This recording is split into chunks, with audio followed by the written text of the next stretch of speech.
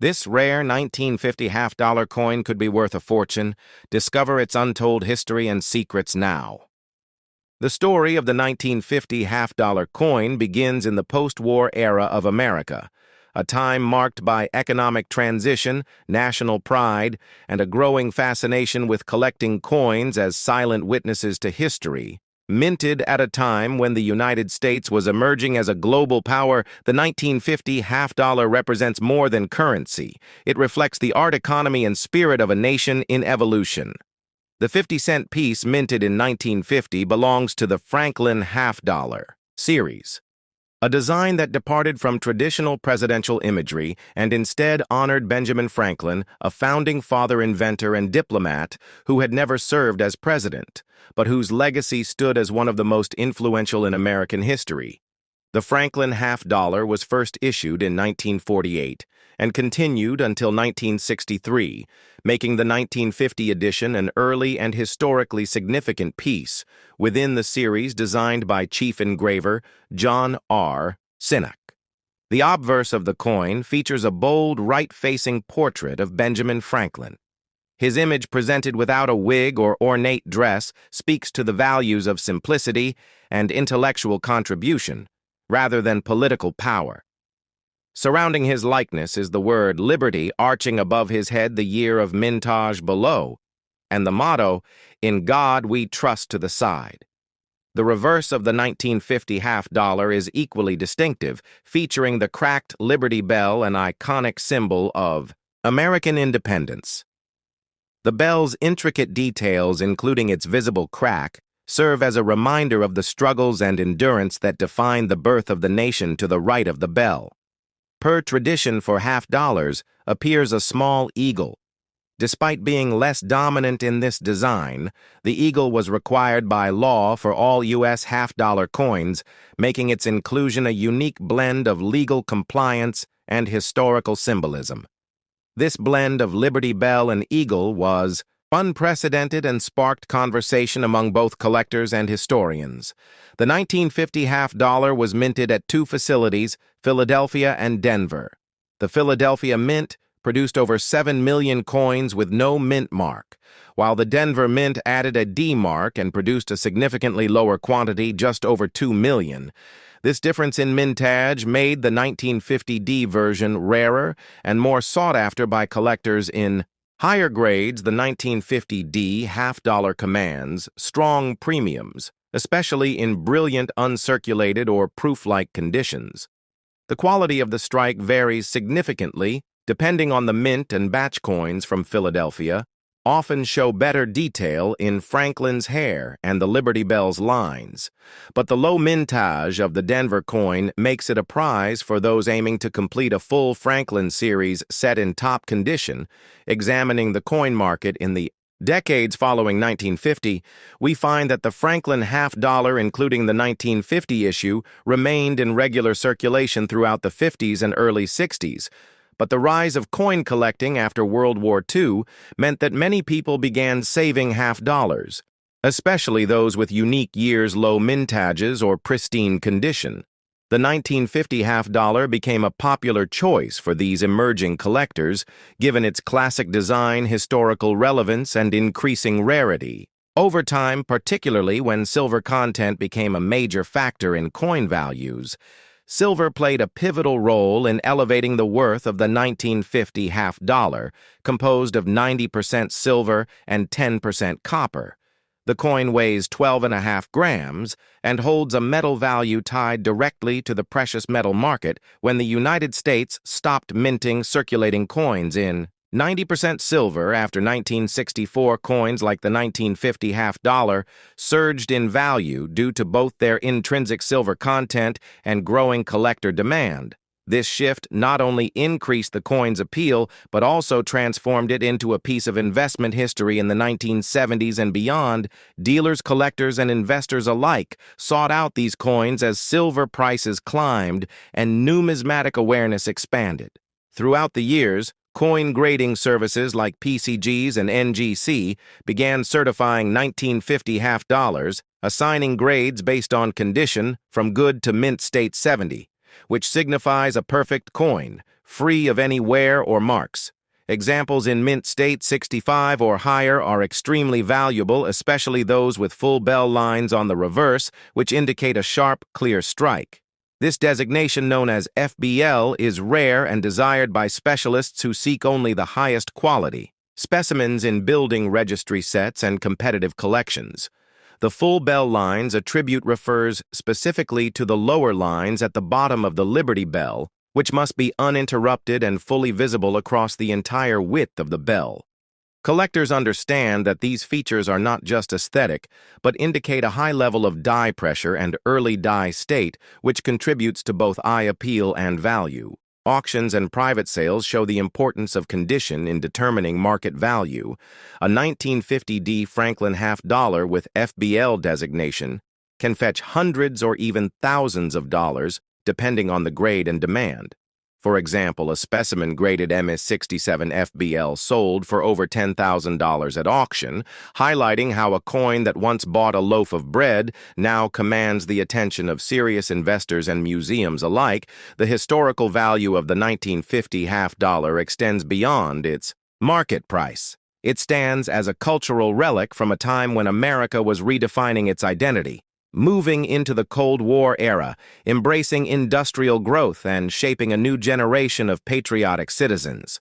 The choice of Benjamin Franklin, a man of science, print, and reason over a military or political figure for the coin's design, speaks volumes about the era's ideals of knowledge and civic duty.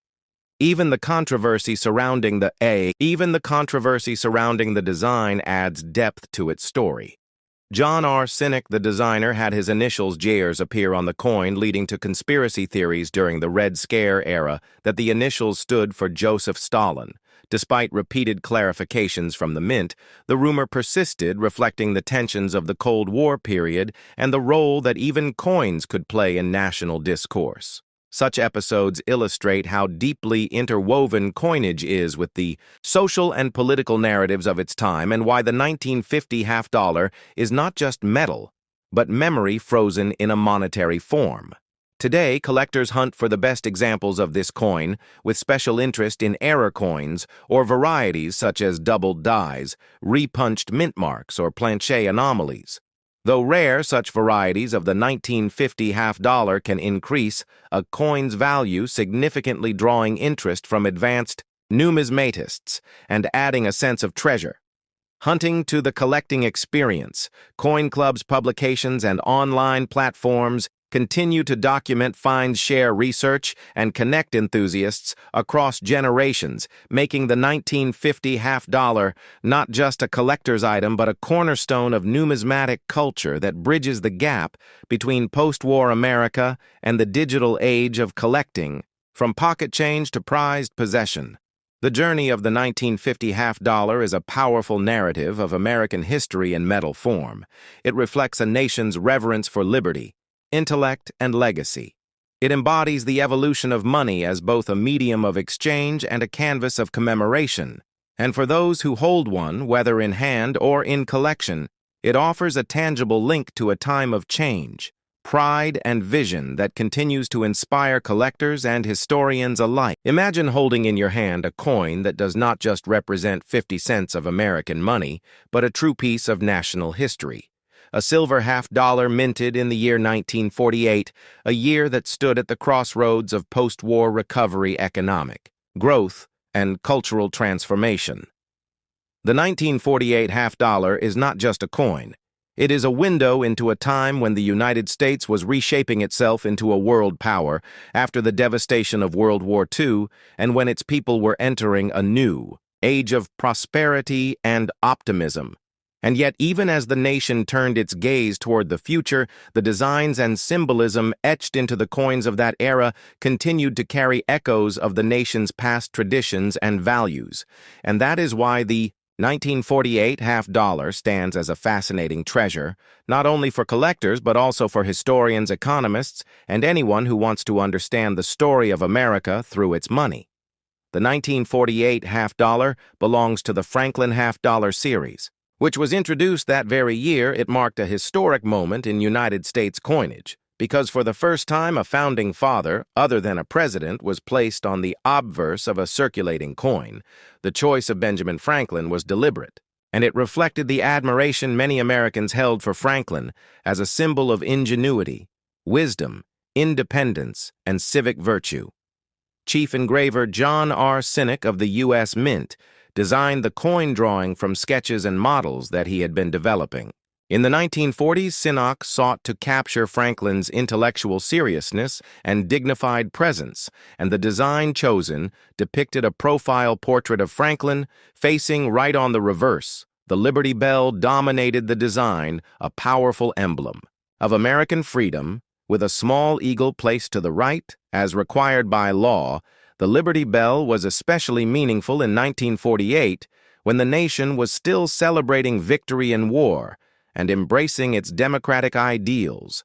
The release of the 1948 Franklin half-dollar was a major departure from the walking Liberty half-dollar designed by Adolph A. Weinman, which had circulated from 1916 to 1947. The walking Liberty design was widely considered one of the most beautiful in American coinage, with its image of Lady Liberty striding toward the rising sun draped in the American flag. Many collectors and ordinary Americans had grown attached to it, so when it was replaced by the Franklin half-dollar, the change sparked considerable discussion. Some critics felt that the new design was too plain compared to the artistic grace of the walking Liberty, but others praised the new coin for its symbolism and its straightforward strength. Franklin's face on the obverse and the Liberty Bell on the reverse gave the coin an air of seriousness that reflected the sober responsibility of the United States as the new leader of the free world. Minting began in 1948 at both the Philadelphia and Denver mints, with the Philadelphia issues carrying no mint mark, and the Denver issues marked with a D mint mark placed above the Liberty Bell on the reverse. These two mint locations produced millions of Franklin half-dollars, but as is always the case in numismatics, not all coins survive in equal numbers and not all coins survive in equal condition. Collectors value the 1948 half-dollar highly, not only because it was the very first year of the Franklin series, but also because well-struck examples with full details, especially full bell lines on the Liberty Bell, are particularly difficult to find. The presence of full bell lines means the horizontal lines across the Liberty Bell's lower half are sharply and completely visible, which indicates an excellent strike such coins command. Strong premiums in the collector market because they represent the ideal expression of Sinnock's design. The year 1948 itself gives further historical depth to this coin. The United States was in the early years of the Cold War. The Marshall Plan had just been launched to aid in the recovery of Europe. The Berlin airlift was underway as American and Allied pilots delivered food and supplies to the people of West Berlin, blockaded by the Soviet Union. At home, the United States was experiencing economic expansion, suburban growth, and a rising birth rate that would fuel the baby boom era. Coins minted during this time did not just circulate as money, they passed from hand to hand in diners, in factories, in newly built suburban grocery stores, and in the pockets of servicemen and students alike. The Franklin half-dollar of 1948 therefore carries the fingerprints of a generation that built modern America. Collectors often study the details of these coins with a meticulous eye, examining mint marks, strike, quality, luster, and signs of wear over time. Philadelphia mint issues are generally considered somewhat easier to find in higher grades than Denver mint issues, but both have their challenges. Coins that remain in uncirculated condition, especially those graded by professional services like PCGS or NGC, can fetch impressive prices. The rarity increases dramatically when one seeks specimens with deep mirror-proof-like surfaces, or those rare examples with cameo contrasts in proofs, which were not widely available to the public at that time, since proof coinage production for the Franklin series would not resume until 1950. This makes the 1948 issues strictly business strikes, adding to their collectible intrigue from a cultural perspective. The 1948 Franklin half-dollar represented more than money. It reflected the ideals of science, reason, and liberty embodied by Franklin, who himself was a scientist, inventor, diplomat, and statesman. Franklin's legacy as a man who strived to improve society through knowledge and civic responsibility made him a fitting choice for a nation positioning itself as a leader in the modern world. The Liberty Bell, with its famous crack, stood as a reminder that liberty is never perfect. Never. Without challenge, yet always enduring and always resonant with the American people. If we dive deeper into the economic context, silver content plays a crucial role. The 1948 half-dollar is composed of 90% silver and 10% copper, giving it an intrinsic value tied to precious metal markets beyond its face value. Throughout the decades, collectors and investors alike have valued these coins not just for their design and rarity, but also for their silver content during times of economic uncertainty. Silver coins, like the 1948 half-dollar, were often hoarded, melted, or traded as bullion, further reducing the number of high-grade survivors. This interplay between intrinsic value and collectible value makes the 1948 half-dollar an especially fascinating study in the world of rare coins. The story of this coin does not end with its release. It is also tied to the evolution of American numismatics. The Franklin half-dollar series ran from 1948 to 1963, ending only with the tragic assassination of John F. Kennedy, after which the Kennedy half-dollar was introduced.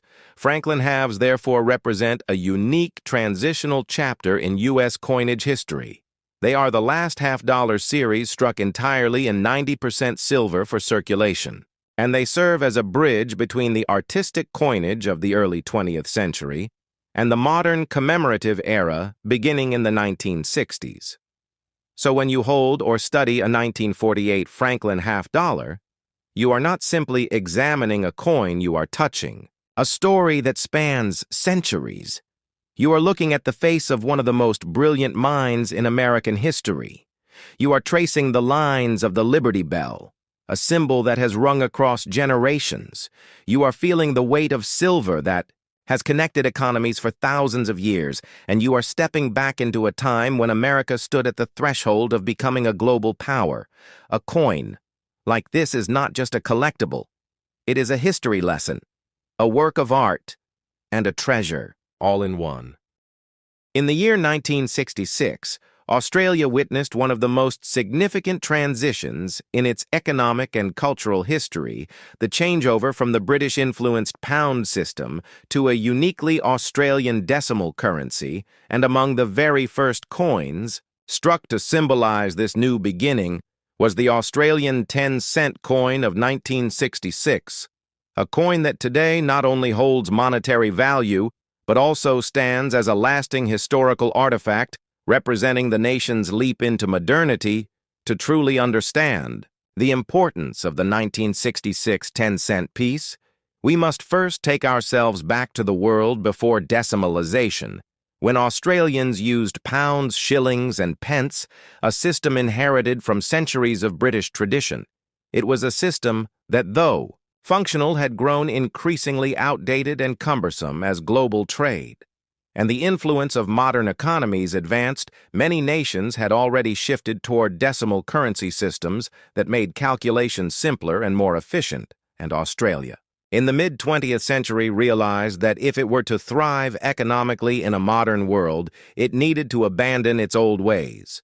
The government under Prime Minister Robert Menzies and later Harold Holt pushed forward with the bold plan to introduce decimal currency, and on February 14, 1966, a day remembered as Decimal Day, Australians woke to a completely new money system. The pound was replaced with the dollar and cents, and with it came a fresh range of coins, including the 10-cent coin, which would soon become one of the most widely used coins in the land. The design of the 1966 10-cent coin was entrusted to Stuart Devlin, a master craftsman and artist whose designs would become iconic symbols of Australian life. Devlin chose the image of a lyrebird for the reverse of the coin, a bird native to Australia, known for its extraordinary ability to mimic sounds from the natural world, as well as man-made noises, such as camera shutters, chainsaws, and even human voices. The lyrebird represented not only the beauty of the Australian environment, but also its uniqueness, something that set the nation apart from others in the world. The obverse of the coin bore the effigy of Queen Elizabeth II, sculpted by Arnold Machine, reinforcing Australia's status as a constitutional monarchy, while also signaling the country's ties to the Commonwealth. What makes the 1966 10-cent coin especially significant to collectors today is that it was among the very first coins produced in mass under the decimal system, minted in both Australia and abroad to ensure there were enough coins to serve the public. The Royal Australian Mint in Canberra began production, but so too did the Royal Mint branches in London and the Royal Canadian Mint in Ottawa. To meet the enormous demand, the sheer volume of coins struck in 1966 was staggering: over 30 million pieces from London, over 20 million from Ottawa, and hundreds of millions from the Canberra Mint. In total, more than 200 million 10-cent coins were produced in that very first year. But within this vast mintage lies the intrigue, the rarity, and the stories that excite numismatists around the world. Because not all 1966 10-cent coins are equal collectors. Today are fascinated by small variations, mint marks, and striking errors that transform what was once a simple pocket change coin into a rare and valuable piece of history. One of the most famous aspects of the 1966 10-cent is the matter of distinguishing where it was minted. While no official mint marks were placed on the coins, experts and collectors have learned to identify London strikes, Ottawa strikes, and Canberra strikes through careful study of details, such as the shape of the numbers, the sharpness of the lettering, and subtle differences in die preparation. These distinctions make collecting the 1966 series a rewarding challenge for those with sharp eyes and deep interest beyond the mint origins. Error. Coins from 1966 have become especially prized. Examples include misstrikes, double strikes, and off-center pieces, each of which reveals the imperfections of mass production at a time when machinery was being pushed to its limits to meet national demand.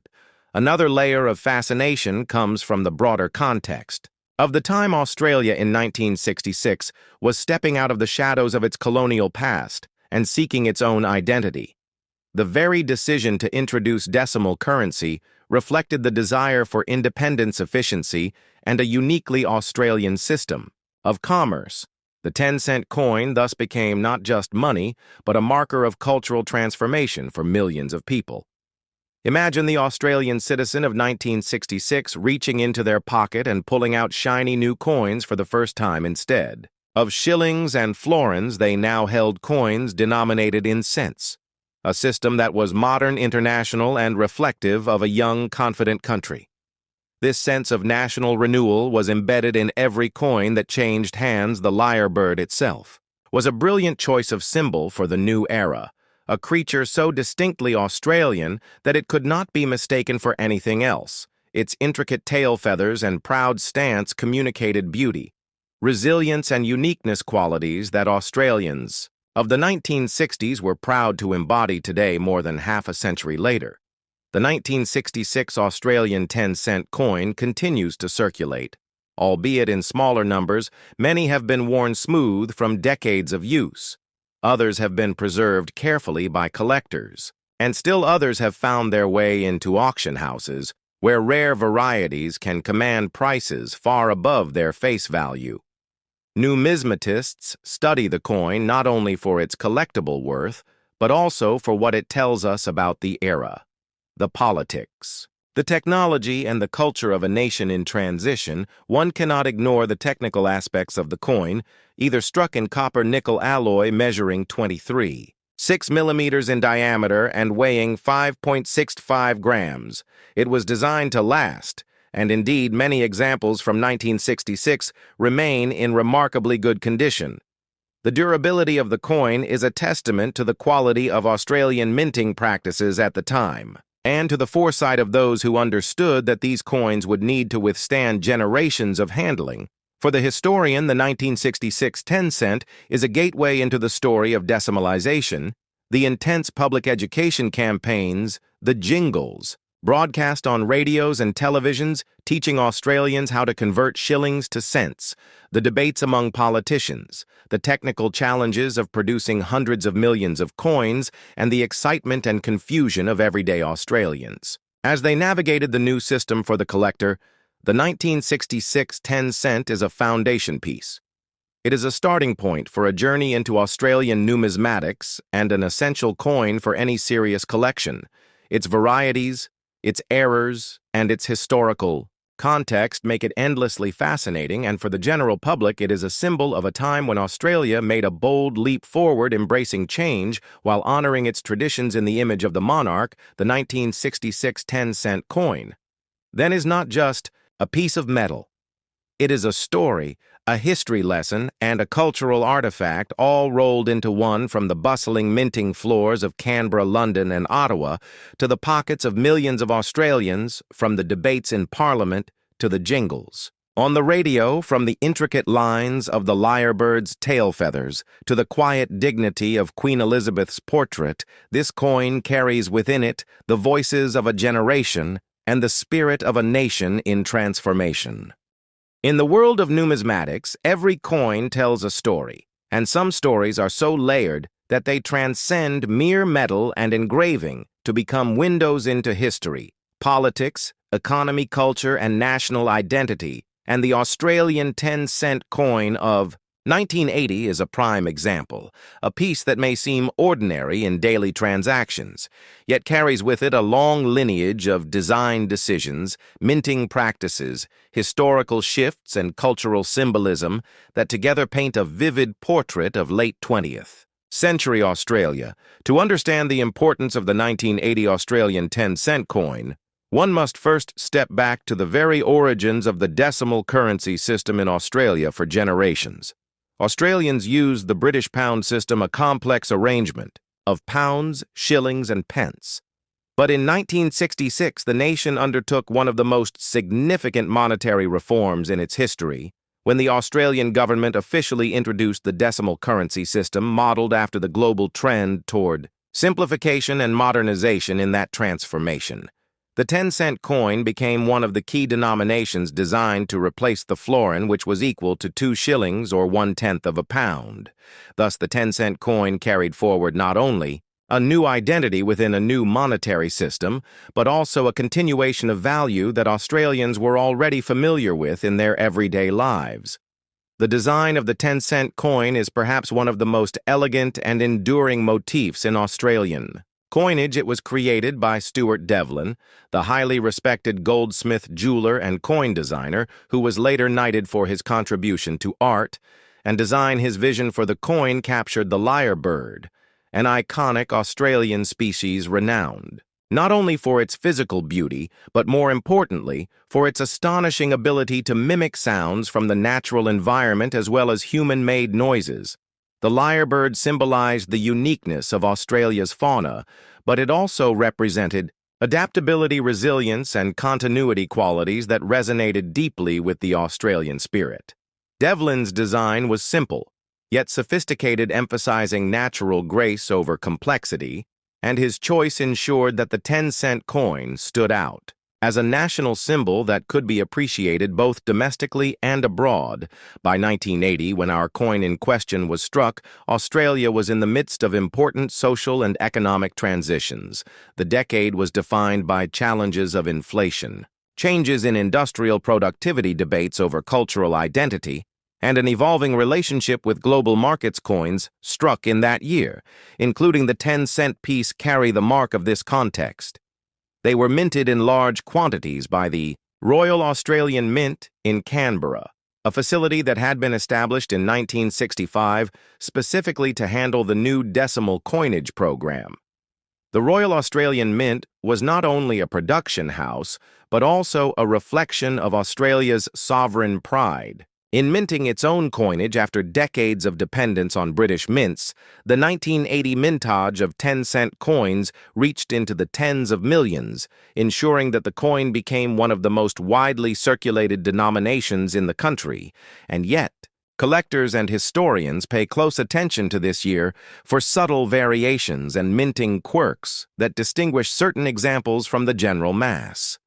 The composition of the 1980 10-cent coin followed the standard specifications introduced. In 1966, it was struck in cupronickel, an alloy of 75% copper and 25% nickel, which gave it both durability and a distinct silvery appearance. The weight was set at 5.65 grams with a diameter of 23.6 millimeters and a reeded edge, the obverse. As with all Australian coinage of the time, featured the effigy of Queen Elizabeth II.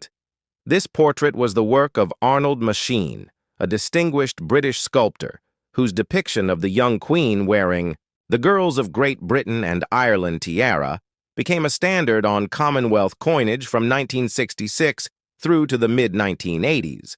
Thus, the 1980 10-cent coin not only bore an Australian national symbol on its reverse, but also projected the constitutional monarchy on its obverse, tying together the dual identity of Australia as both a modern independent nation and a member of the wider Commonwealth of Nations.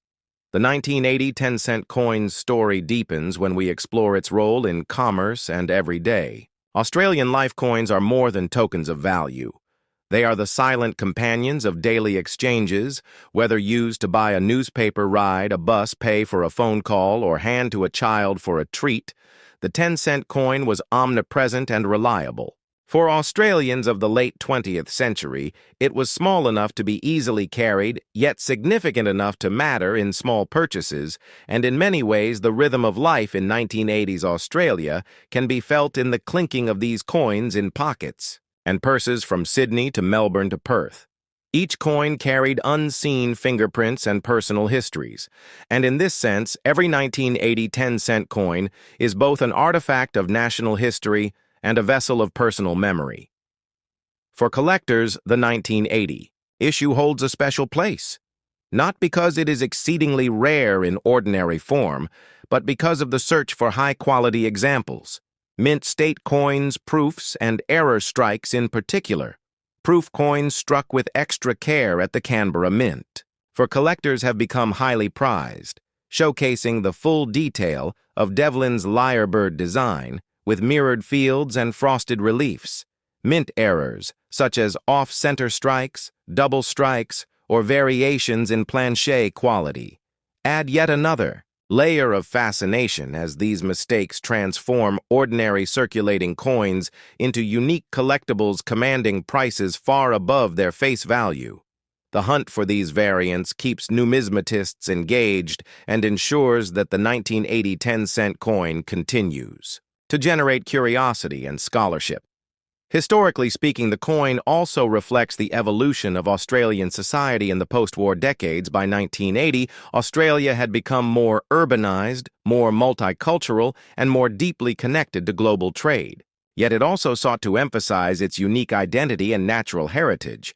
And the choice of the lyrebird on the 10-cent coin continues to remind citizens of the delicate balance between modernization and tradition, between economic pragmatism and cultural pride in classrooms and coin collections alike.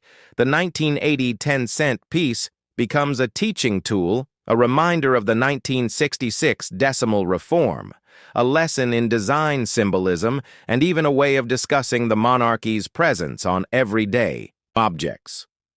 The broader legacy of the 1980 10-cent coin extends to its role in shaping how Australians viewed their own coinage over the decades. The design has remained virtually unchanged, a testament to its timelessness in a world where many nations repeatedly alter their coinage. The enduring image of the lyrebird is proof of the design's strength. It is an anchor point of continuity through changing times, surviving inflation, economic recessions, technological shifts, and even the slow decline Of physical coin usage in the 21st century, digital payments may dominate today, but the 10-cent coin remains legal tender and still carries the same proud imagery. First envisioned in the 1960s every time someone encounters a 1980 10-cent coin. They are quite literally holding a piece of 20th century Australia preserved in copper nickel. Thus, the Australian 10-cent coin of 1980 is more than just money. It is history condensed into metal. It is art accessible to all. It is a mirror of society and economy and culture at a pivotal moment in Australia's journey. And whether it lies in a collector's album in a cash register or forgotten in a drawer, it silently carries the legacy of a nation at a crossroads between past tradition and future ambition. And that is why, when we hold the 1980 10-cent coin, we are not just holding a coin, we are holding a story. The Australian 10-cent coin is one of the most fascinating pieces of modern currency in the Southern Hemisphere because it combines history, artistry, culture, economics, and national identity into a single small disc of metal that passes through the hands of millions of people every single day, yet behind this humble coin lies a story that stretches across centuries from the earliest days of British colonization of Australia through the Federation of the Australian States in 1901 and, finally, into the great transformation of the mid-20th century when the country moved away from the old system of pounds, shillings, and pence and embraced the decimal system, a reform that forever changed the nation's currency and gave birth to the 10-cent coin we know today. To understand the Australian 10-cent coin, you must first travel back to the origins of Australian money itself in the late 18th century, when the British established a penal colony in New South Wales in 1788. At that time, there was no official local currency, and trade was carried out using bartering foreign coins and even rum as a form of payment. As the colony grew, it became clear that a stable coinage system was necessary, and Britain began supplying coins, but shortages persisted, and by the early 19th century, the famous holy dollar and dump were created from Spanish silver coins to fill the void. This improvisation was the first true Australian currency, and it laid the foundation for a national monetary identity that would eventually evolve into the 10-cent coin. As Australia progressed into the 19th century, gold discoveries in the 1850s transformed the economy, and gold sovereigns and half-sovereigns circulated widely. But all of this money was based on the British pound system, which divided currency into pounds, shillings, and pence, a confusing and cumbersome system for ordinary Australians by the time of Federation in 1901, when the colonies joined to become the Commonwealth of Australia. The question of currency reform was already on the horizon, yet it would take more than 6 decades before decimalization would finally arrive. And when it did, the 10-cent coin was born. The year 1966 was a turning point in Australian history. It was the year the nation officially abandoned the old imperial system and introduced decimal currency under the new system. The Australian dollar replaced the pound with $1 equal to 100 cents. The 10-cent coin replaced the old shilling, and because of this connection, it carried not just monetary value, but also symbolic continuity, linking the past with the future. The coin was struck from copper nickel, giving it a bright silvery appearance and measuring 60 millimeters in diameter, weighing 5.65 grams. It was designed to be practical, durable, and instantly recognizable in circulation. But the most striking feature of the Australian 10-cent coin is its design on the obverse side. You find the portrait of Queen Elizabeth II. As Australia is part of the Commonwealth, her likeness has appeared on all coins since decimalization, though her portrait has been updated several times to reflect her age at the time of each redesign. The reverses of coins, however, were uniquely Australian, and the 10-cent coin is adorned with an extraordinary creature, the lyrebird designed by Stuart Devlin, the goldsmith and jeweler appointed as the first official Australian coin designer. In 1963, the lyrebird was chosen because of its distinctive tail feathers that resemble the shape of a lyre. An ancient musical instrument, Devlin's depiction captures the elegance and complexity of this bird that is found in the forests of southeastern Australia. The lyrebird itself is an icon of Australian wildlife, famous for its incredible ability to mimic sounds from chainsaws to camera shutters to the calls of other birds. The decision to place this bird on the 10-cent coin was more than decorative. It was a statement about Australia's unique environment, its deep connection to nature, and its determination to project a national identity distinct from Britain and other former colonial powers. Devlin's design has endured for decades, becoming one of the most recognizable images on Australian currency. Over the years, the Australian 10-cent coin has seen very little change compared to other denominations. Its size, metal content, and reverse design have remained largely consistent since 1966, but the obverse, portraits of Queen Elizabeth II, have evolved.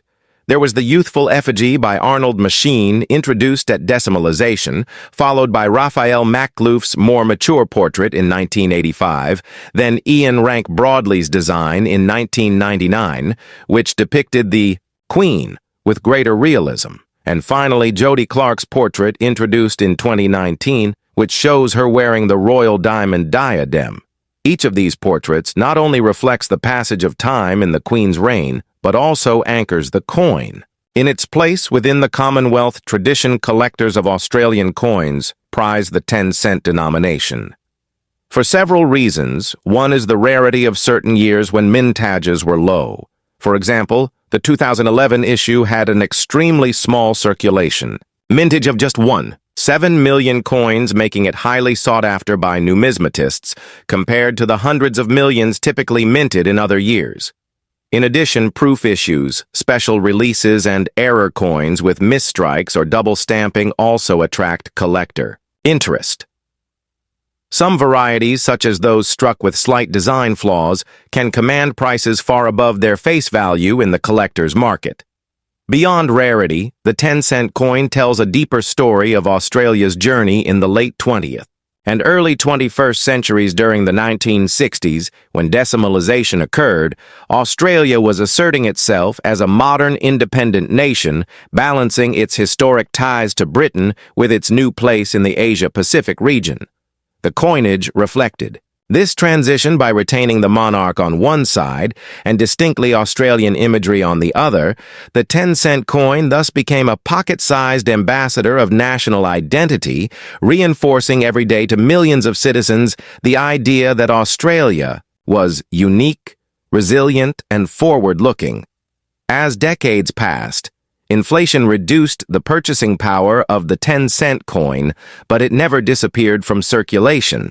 In fact, it has proven remarkably resilient, unlike the 1-cent and 2-cent coins, which were withdrawn from circulation in 1992 due to their low value. The 10-cent coin continues to circulate, actively used in vending machines, small transactions, and as essential change in cash-based payments. Its endurance demonstrates the practicality of its denomination size and weight and the affection Australians have for their coinage system.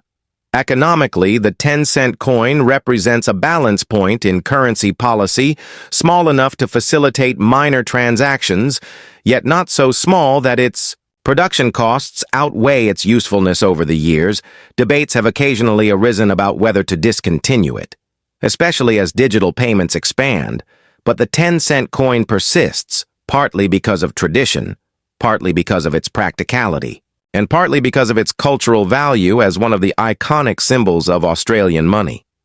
When looking at the history of the 10-cent coin, you cannot ignore the artistry of Stuart Devlin. His work on the entire first series of decimal coins has been celebrated worldwide, and the 10-cent lyrebird design stands out as one of his finest achievements. Devlin went on to design coins and medals for countries around the globe, but his Australian series remains his masterpiece. The coin, therefore, is not just money, but also a piece of art history, a testament to how design can embody a nation's values and environment. Today, collectors, historians, and everyday Australians continue to study, admire, and exchange the 10-cent coin. It remains a link between generations, a reminder of the Great Decimalization Reform of 1966, and a celebration of Australian wildlife and craftsmanship. The coin you might find in your pocket or purse today is not just worth 10 cents, it is worth decades of history, centuries of context, and countless stories of how Australia built its national identity through something as simple as a small piece of copper nickel. And as we look into the future, with King Charles III's portrait soon expected to replace Queen Elizabeth II on Australian coinage, the 10-cent coin is once again about to undergo a transformation, reminding us that coins are living history, always evolving with the times, yet carrying forward the weight of the past. The Australian 10-cent coin is therefore not only currency, but also culture, heritage, art, and legacy, a mirror of a nation's journey from colonial outpost to modern independent state. History and hidden value come alive today. We are not just looking at American treasures, but also at an Australian masterpiece, the 1984 $1 coin, a coin that tells a powerful story of design, heritage, and collecting passion. Stay tuned, because what you learn today may completely change the way you see this iconic piece of money.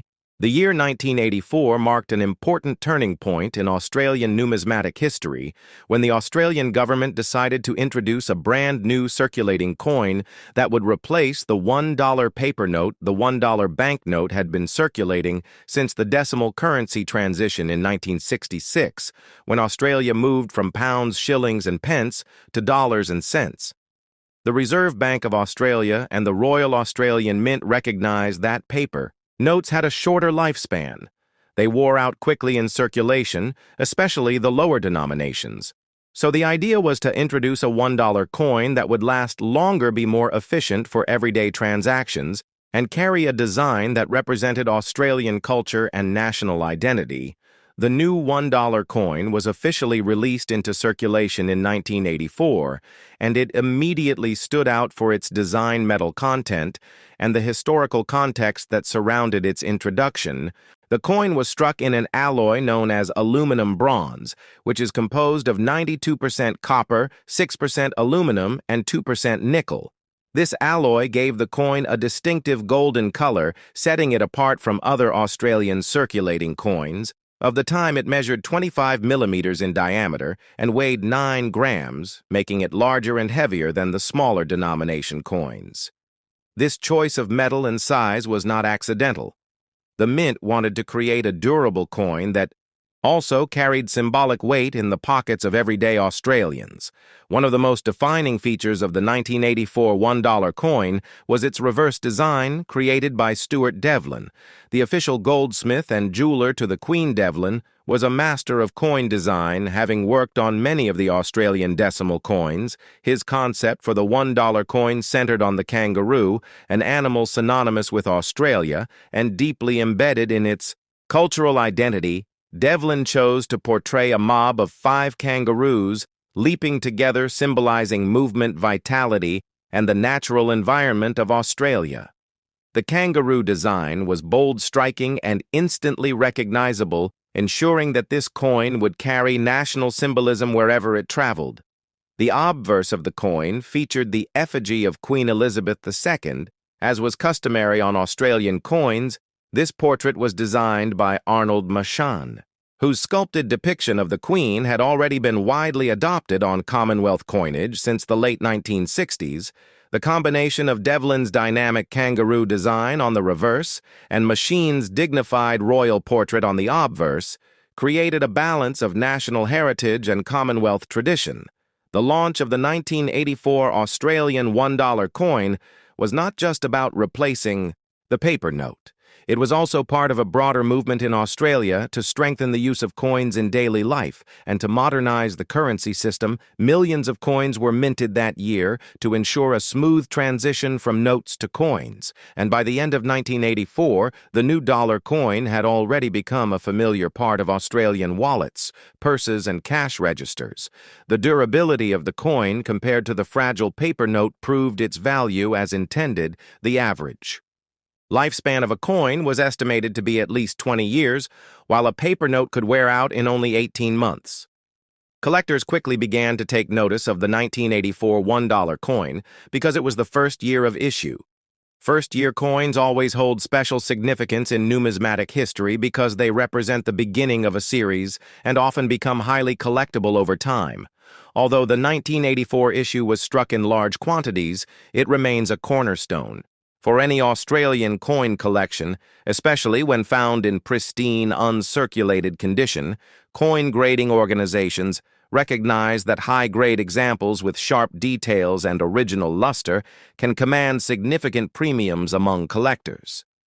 The coin also opened the door for many commemorative issues.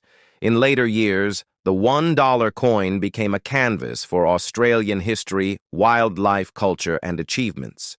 In fact, since 1984, the $1 coin has hosted dozens of commemorative designs celebrating everything from the International Year of Peace to anniversaries of Federation and notable figures. The 1984 release was the foundation that made all of those future designs possible. When we consider the global context of 1984, it becomes clear that Australia was aligning itself with international trends many countries were moving away from: low-denomination banknotes and adopting coins for durability and efficiency. Canada introduced a $1 coin only a few years later in 1987, known as the loonie. The United States also discussed replacing the $1 note, though it took until 2000 to seriously introduce the Sacagawea dollar coin. The Australian move in 1984 therefore placed it ahead of the curve in currency innovation.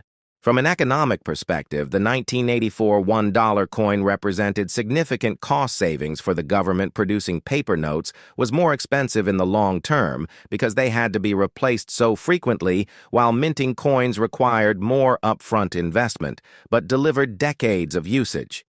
This economic reasoning made the transition both logical and financially responsible, ensuring that taxpayers ultimately benefited from the change. As the decades passed, the 1984 $1 coin continued to circulate widely, but many of the earliest coins suffered wear and tear as expected.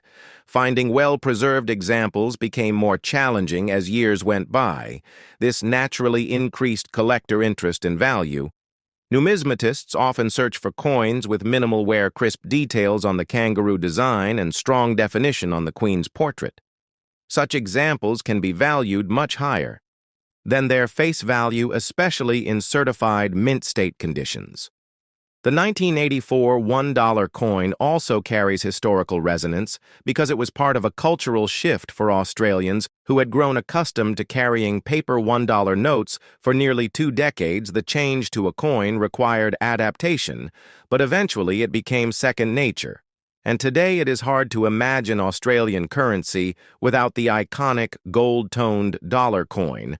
This coin became iconic the moment it was struck because of its design. The reverse, created by Stuart Devlin, showed a group of kangaroos moving in unison, leaping with energy and vitality, a scene that captured the spirit of Australia like no other design before it, and the obverse carried the elegant portrait of Queen Elizabeth II, a reminder of tradition and the Commonwealth connection.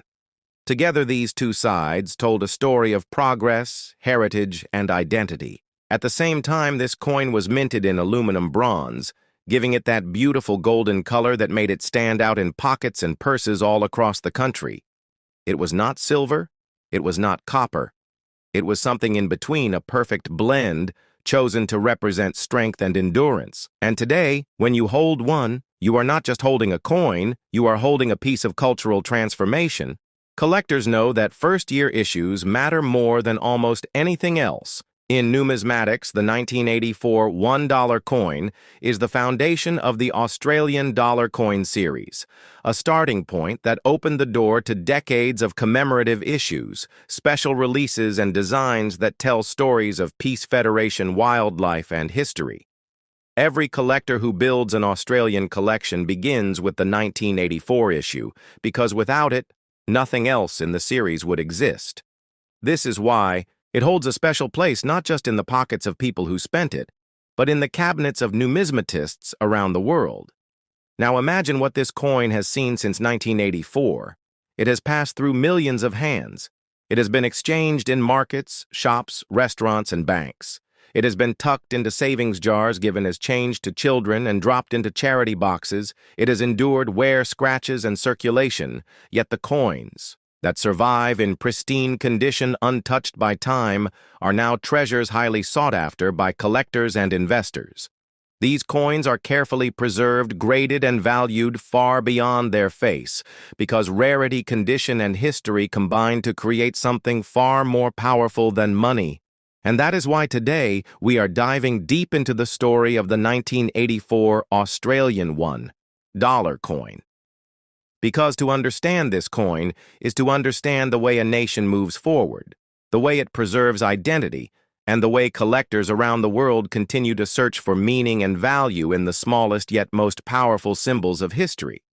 Stay with me, because what you will learn about this coin will not only surprise you, it will change the way you see every coin that passes through your hands.